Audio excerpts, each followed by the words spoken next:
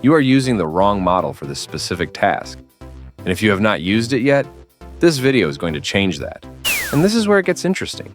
Because what can you build with this today that would have taken 10 times longer last week?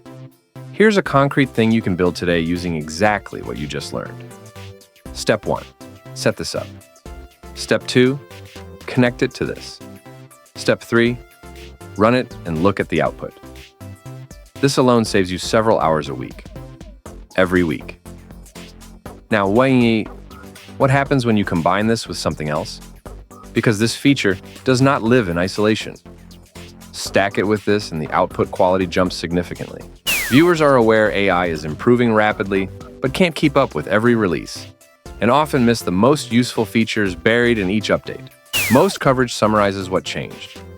This video shows exactly how to use it, step by step, with a practical build at the end. Viewers can use the latest AI capabilities immediately after watching.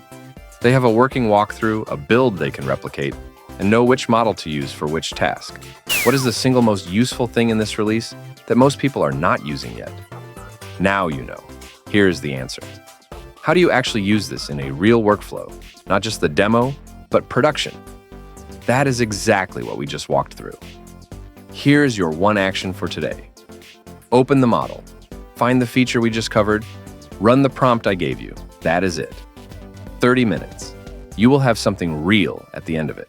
There is one more thing in this release I have not shown you yet. The capability that makes everything we just covered 10 times faster.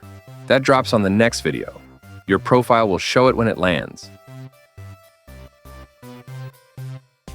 End of script.